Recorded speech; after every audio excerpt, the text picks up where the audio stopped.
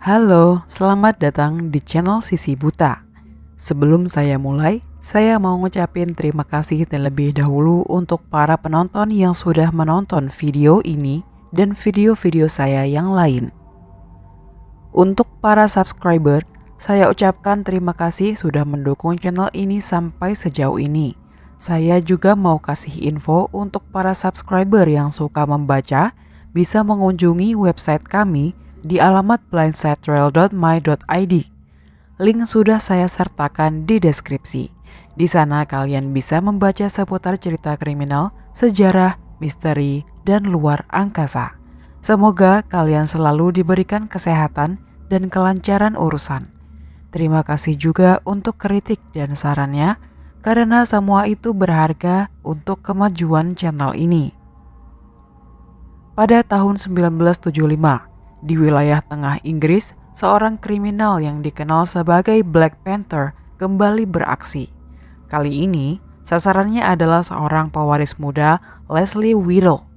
Dalam episode ini, kami mengupas perjalanan kejahatan Donald Nielsen, seorang pria yang awalnya hanya dikenal sebagai penyusup rumah, namun berkembang menjadi penculik sekaligus pembunuh dalam waktu singkat. Kejahatannya tidak hanya mengejutkan Inggris, tetapi juga mengubah cara masyarakat memandang keamanan di rumah mereka sendiri. Bagaimana hal itu bisa terjadi? Langsung saja simak cerita lengkapnya. Cerita dimulai di sebuah desa kecil bernama Highley, terletak di Shropshire, Inggris. Desa ini berada di tepi barat Sungai Severn, sungai terpanjang di Inggris yang membawa kehidupan sekaligus sejarah panjang ke kawasan ini. Awalnya, Highley adalah desa pertanian sederhana, namun perubahan besar terjadi dengan ditemukannya batu bara.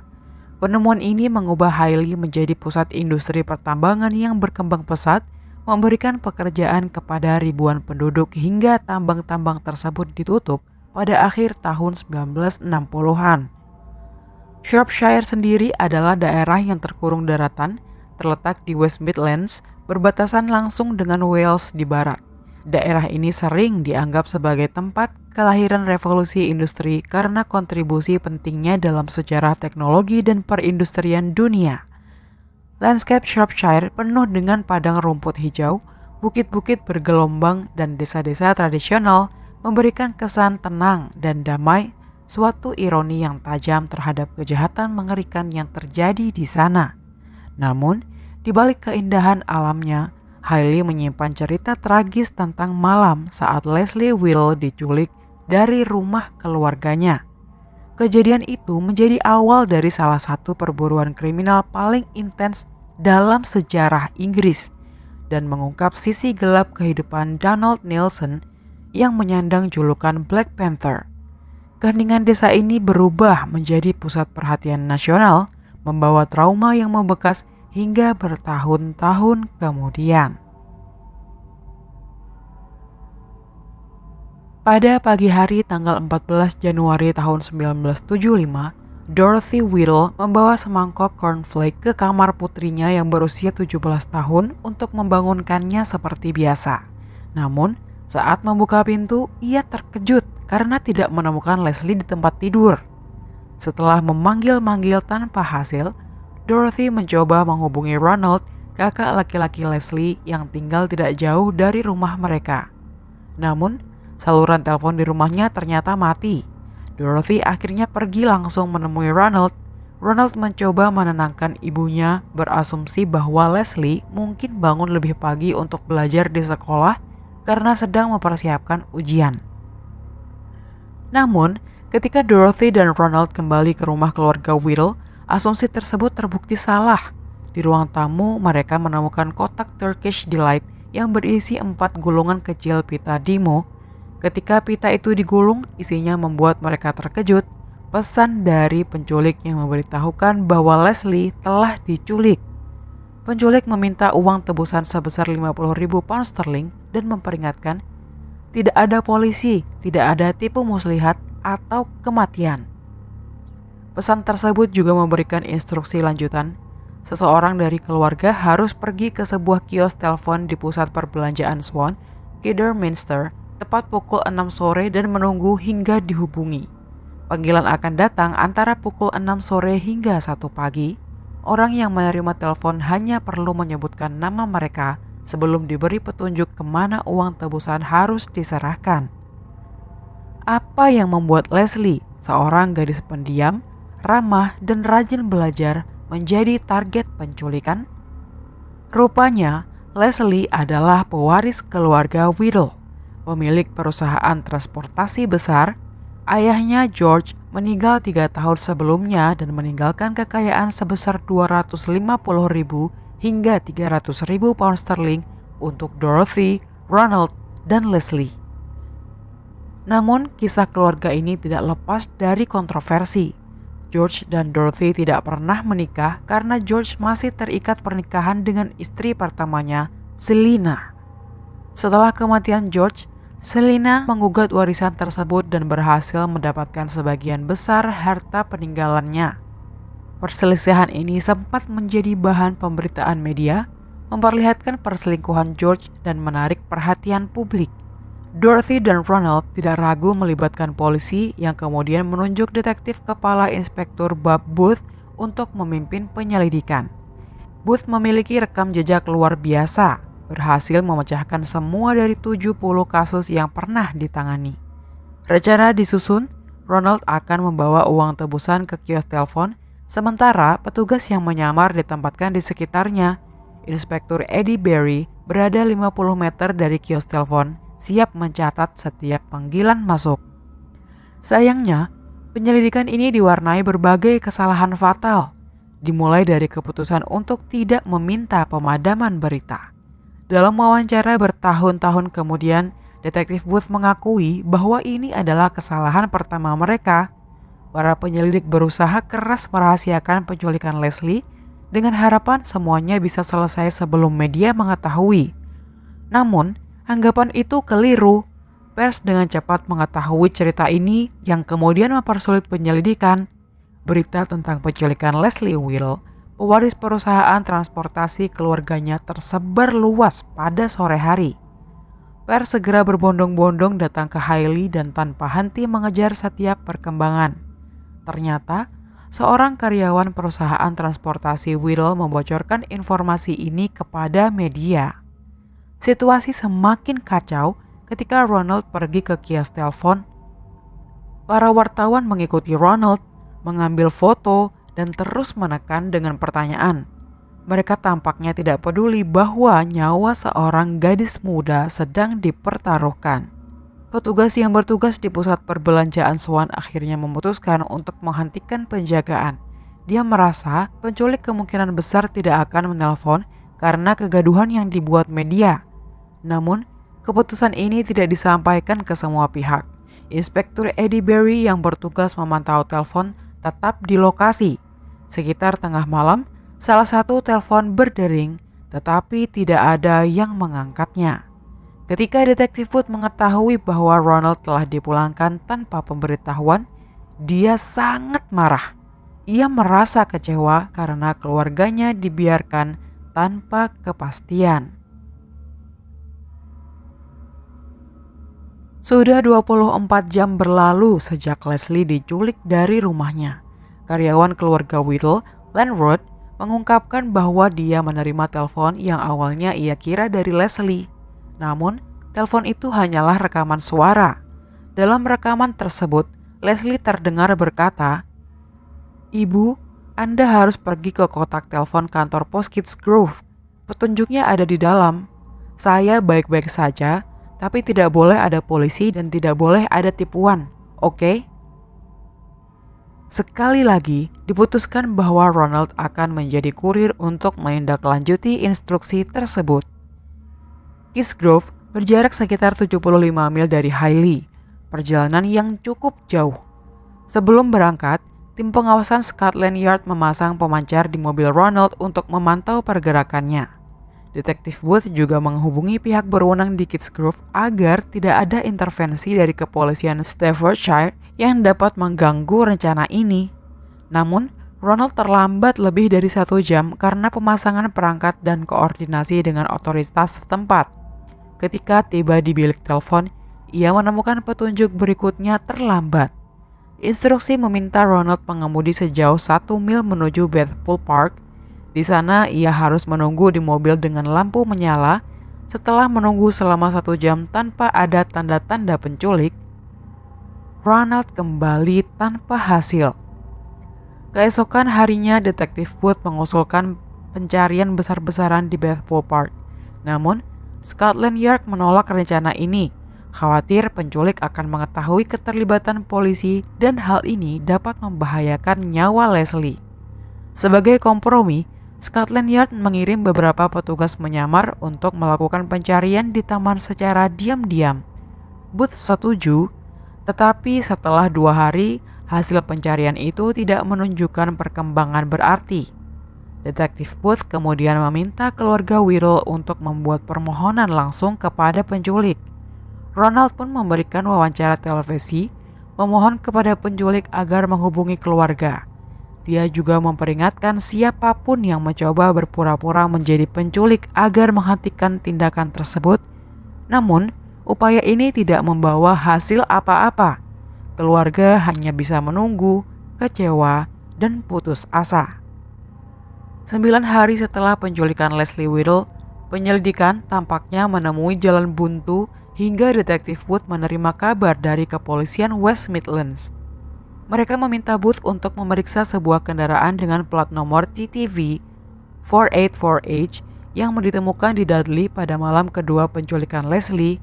Pada malam ketika Ronald menunggu telepon penculik di pusat perbelanjaan Swan. Pada malam itu, tepatnya tanggal 15 Januari tahun 1975, seorang pria bersenjata menembak petugas keamanan Gerald Smith di luar depot kereta api Freightliner di Dudley. Meskipun ditembak 6 kali, Gerald Smith berhasil selamat dan memberikan deskripsi pelaku kepada polisi. Ia menyebut pelaku tampak seperti gelandangan dan mencoba masuk tanpa izin.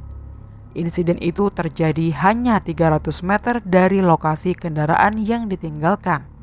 Anehnya, kendaraan tersebut tidak diperiksa selama 8 hari. Ketika akhirnya diperiksa, isi kendaraan itu mengubah arah penyelidikan.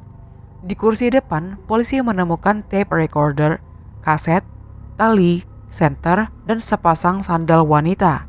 Setelah rekaman diputar, para penyelidik memastikan bahwa kendaraan tersebut digunakan dalam penculikan Leslie.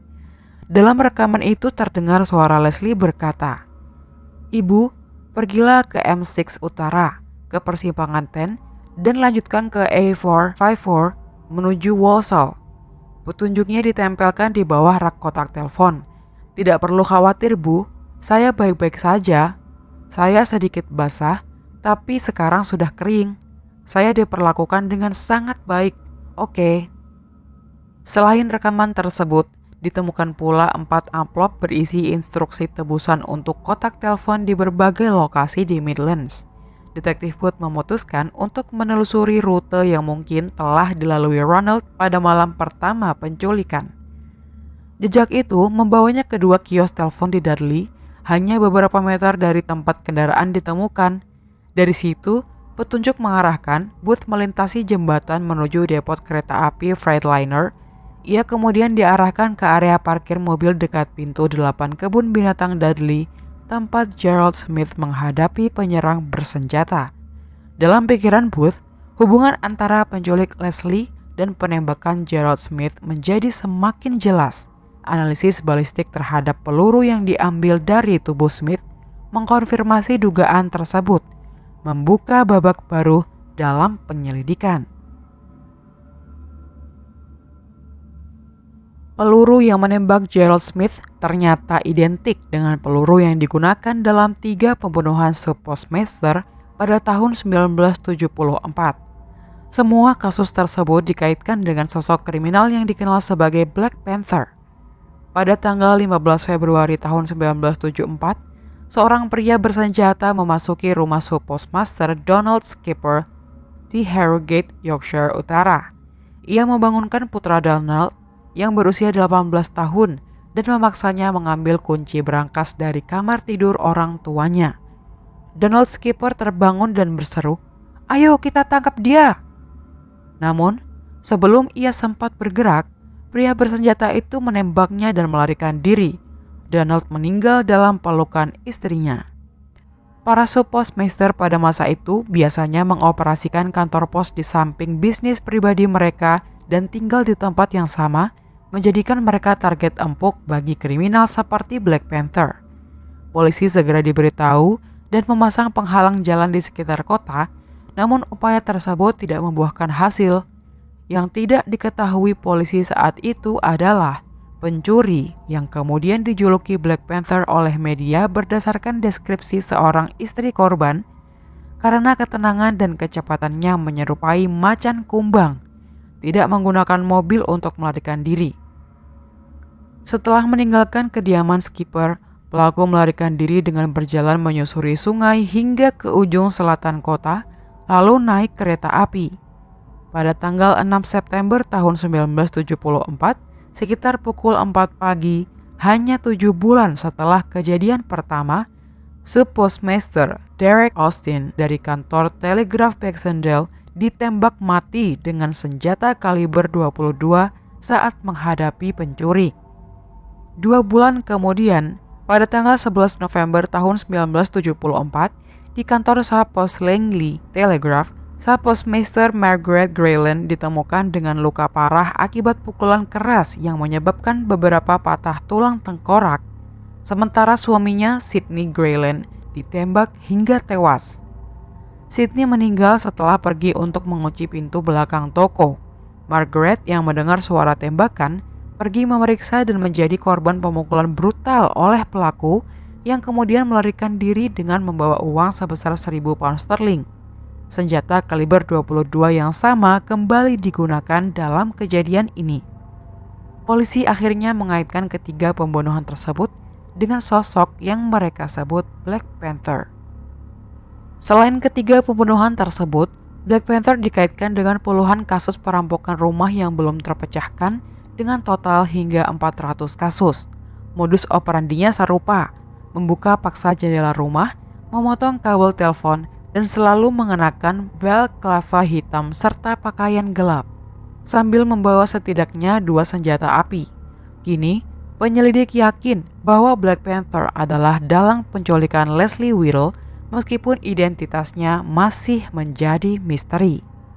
Deskripsi pelaku mulai dikumpulkan oleh polisi di daerah tersebut. Ia digambarkan bertinggi badan sekitar 5 kaki 5 inci hingga 5 kaki 7 inci, bertubuh atletis, berusia sekitar 35 tahun dan memiliki ukuran sepatu sekitar 7. Rambutnya gelap, tanpa cambang, pendek di bagian belakang dan sedikit keriting di ujungnya. Matanya terlihat liar dan tajam dengan kulit wajah segar serta rahang yang tegas. Deskripsi ini diperoleh dari konfrontasi pada tahun 1972 dengan seorang subpostmaster serta dari Margaret Grayland yang selamat dari serangan brutal. Pada bulan Februari tahun 1972, Panther mencoba membobol kantor subpost di rumah Leslie Richardson. Leslie terbangun dan mendapati seorang pria bertopeng di kamar tidurnya. Dengan keberanian, ia langsung melawan pelaku secara fisik. Saat kedua pria itu berkelahi, istri Leslie menelpon polisi. 2 tembakan dilepaskan hingga melubangi langit-langit rumah. Dalam pergulatan tersebut, Leslie berhasil merobek tudung pelaku, tetapi Panther melarikan diri dengan tangan kosong. 6 minggu setelah penculikan Leslie Whittle, polisi masih belum menemukan jejak Leslie maupun pelakunya. Detektif Booth dan Ronald Whittle bahkan tampil di televisi untuk memohon penculik agar menghubungi mereka. Untuk menyamarkan keterlibatan polisi, Booth berpura-pura tidak tahu tentang kegagalan 2 upaya penyerahan uang tebusan di Bethpool Park.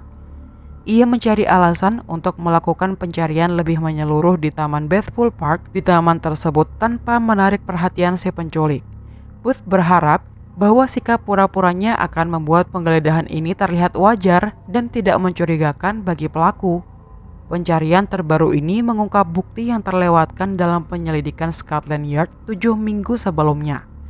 Sepotong selotip demo ditemukan di tanah di luar saluran pembuangan dengan tulisan "Jatuhkan koper ke dalam lubang". Selain itu, sebuah kunci pas juga ditemukan di lokasi tersebut yang diduga digunakan untuk membuka penutup logam saluran pembuangan.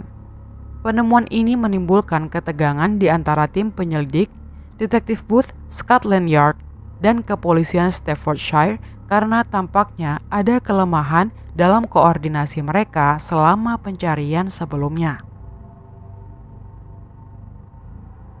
Sudah 51 hari sejak Leslie Whittle diculik, namun polisi masih belum berhasil menemukannya. Philip Mastery, seorang petugas olah TKP yang berperan seperti penyidik CSI di Amerika Serikat, dipanggil untuk menindaklanjuti berbagai petunjuk di sekitar Bethpool Park. Fokus pencariannya adalah lorong-lorong bawah tanah di taman itu. Saat memeriksa lorong pertama, Mastery menemukan buku catatan reporter, tape recorder, dan pensil. Kemudian, di lorong ventilasi lain, ia menuruni tangga sepanjang 60 kaki ke dalam udara yang dingin dan lembab. Di sana dia menemukan sebuah platform dengan sepotong busa dan kantong tidur. Kawat logam terlihat terikat pada tangga dan ketika Mastery melihat ke bawah, ia menemukan tubuh telanjang Leslie Whittle tergantung pada jeratan kawat di lehernya. Kakinya menjuntai hanya 7 inci dari lantai poros. Berdasarkan bukti yang ditemukan, Leslie diyakini meninggal pada malam penjemputan uang tebusan yang gagal di Bethpool Park. Penyebab kematiannya kemungkinan adalah serangan jantung, bukan karena leher yang patah atau pencekikan. Pihak berwenang bertanya-tanya mengapa penculik Leslie tidak mengambil uang tebusan dan malah membunuhnya. Salah satu penjelasan yang muncul adalah bahwa penculik salah mengira kendaraan Ronald sebagai milik orang lain malam itu. Peter Shartow dan pacarnya yang berada di Bethpool Park sekitar pukul 2:45 pagi untuk menyendiri, melihat cahaya berkedip-kedip dari sebuah obor sekitar 150 meter dari mobil mereka.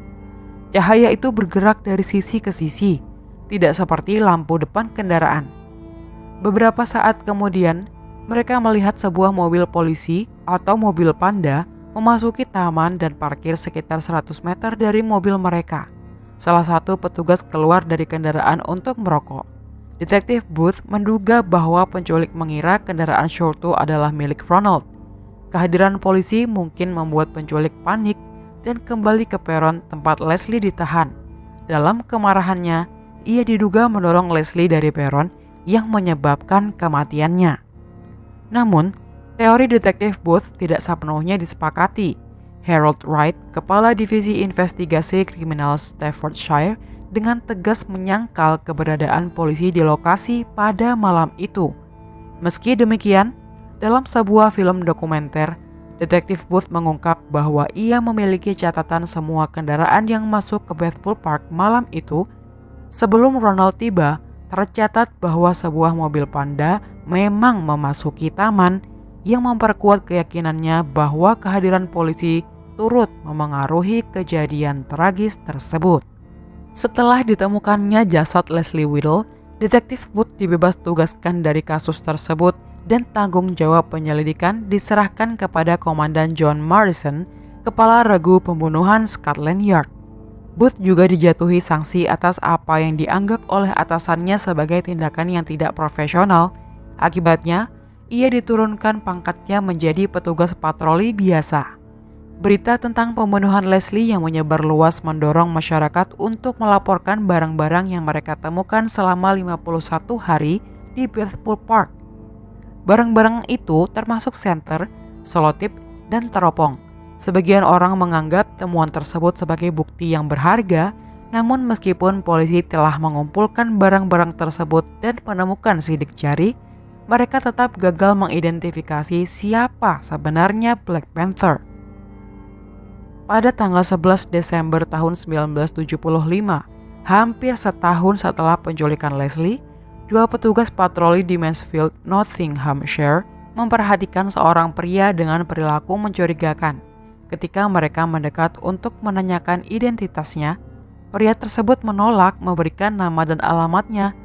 Tiba-tiba, ia mengeluarkan senapan yang telah digergaji dan mengarahkannya ke jendela mobil polisi sambil berkata, "Jangan bergerak, salah sedikit saja, kalian akan mati."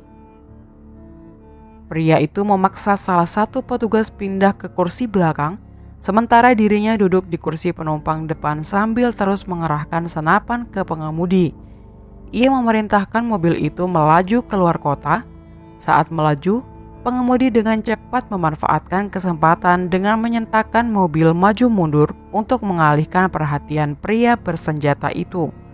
Sementara itu, petugas di kursi belakang berhasil merebut senapan tersebut. Dalam pergulatan itu, 2 tembakan dilepaskan, tetapi tidak mengenai siapapun. Mobil akhirnya berhenti di depan sebuah toko ikan dan keripik. Seorang pelanggan, Roy Morris, yang melihat kejadian itu segera membantu kedua petugas memborgol pria tersebut. Setelah ditahan, pria itu menolak berbicara selama 2 hari penuh. Namun, pada hari ketiga, ia akhirnya mengungkapkan identitasnya, yaitu Donald Nilsen. Donald Nilsen lahir dengan nama Donald Neppy pada tanggal 1 Agustus tahun 1936 di Bradford. Tumbuh dalam kehidupan yang sulit. Ayahnya, Gilbert, adalah pekerja tekstil, sementara ibunya, Phyllis, seorang ibu rumah tangga, meninggal dunia ketika Donald masih kecil. Setelah itu, neneknya mengambil alih pengasuhannya. Masa kecilnya penuh dengan ejekan dari teman-temannya yang mengolok-olok nama belakangnya. Akibatnya Donald meninggalkan sekolah pada usia 15 tahun. Namun, hidupnya tampak berubah saat ia bergabung dengan militer pada usia 18 tahun. Ia menunjukkan prestasi gemilang hingga mencapai pangkat kopral. Donald menikah dengan Irene Tate yang kemudian memujuknya untuk meninggalkan karir militernya dan kembali ke kehidupan sipil demi membangun keluarga. Putri tunggal mereka, Catherine, lahir pada tahun 1960. Awalnya, Donald bekerja di bidang konstruksi dan mencapai kesuksesan yang cukup untuk memberikan kenyamanan bagi keluarganya. Namun, demi melindungi putrinya dari ejekan yang sama seperti yang ia alami, ia mengganti nama belakang keluarga menjadi Nilsen. Meskipun begitu, ia tetap merindukan masa-masa militernya yang memengaruhi kegiatan keluarga mereka, termasuk permainan taktik militer yang sering dimainkan bersama. Namun, pada tahun 1970-an, keberuntungan Donald berubah. Kegagalan dalam bisnis konstruksi membuat keluarganya mengalami kesulitan finansial. Di tengah keterpurukan itu, ia memutuskan untuk memanfaatkan pelatihan militernya dengan cara yang kejam. Ia terjun ke dunia kriminal sebagai perampok dan pelaku invasi rumah. Donald Nilsen tercatat melakukan sekitar 400 perampokan rumah sebelum mengalihkan sasarannya ke 18 kantor pos. Awalnya, ia dikenal sebagai perampok penjepit dan matabor karena menggunakan teknik unik dalam melancarkan aksinya. Dengan penjepit dan matabor, ia mengebor kusen jendela lalu memanfaatkan gantungan baju atau obeng untuk membuka kunci dan masuk ke dalam rumah. Pada tahun 1972, Nilsen membaca tentang skandal tanah milik keluarga Whittle di surat kabar Daily Express. Informasi ini memberinya ide untuk melakukan aksi penculikan yang ia anggap sebagai rencana terbesar dalam karir kriminalnya. Berbulan-bulan sebelum malam penculikan pada bulan Januari tahun 1975, Nilsen melakukan survei dan latihan untuk menculik salah satu anggota keluarga Whittle. Ia mempersiapkan peralatan penculikan dengan cermat, termasuk kacamata penglihatan malam, teropong, dan tali kawat. Nilsen mencuri sebuah mobil Morris 1300 dan memalsukan plat nomornya. Mobil ini digunakan untuk memantau rumah Leslie Whittle di Highley, Shropshire, dan kemudian ditemukan 8 hari setelah penculikan di dekat kebun binatang Dudley.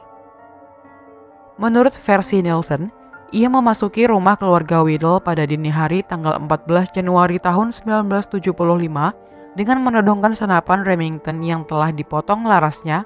ia membangunkan Leslie dan memerintahkannya untuk berpakaian. Leslie mengenakan gaun biru dan sandal sebelum Nielsen menutup mulut serta matanya, lalu mengikat tangan gadis itu. Dalam perjalanan keluar, ia meninggalkan pesan uang tebusan dan membawa Leslie kabur menggunakan mobil curiannya. Nielsen membawa Leslie sejauh 65 mil ke Bethwood Park di Staffordshire.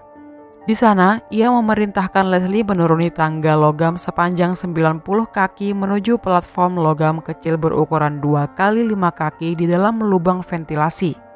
Setelah memastikan Leslie berada di tempat aman, ia memasang jerat logam di lehernya yang diikat ke pipa penggunaan kawat sepanjang 5 kaki untuk membatasi geraknya. Di lokasi tersebut, Nielsen meminta Leslie merekam pesan kepada ibu dan saudara laki-lakinya berisi petunjuk tentang penyerahan uang tebusan. Nielsen selalu membantah bahwa ia membunuh Leslie dengan sengaja.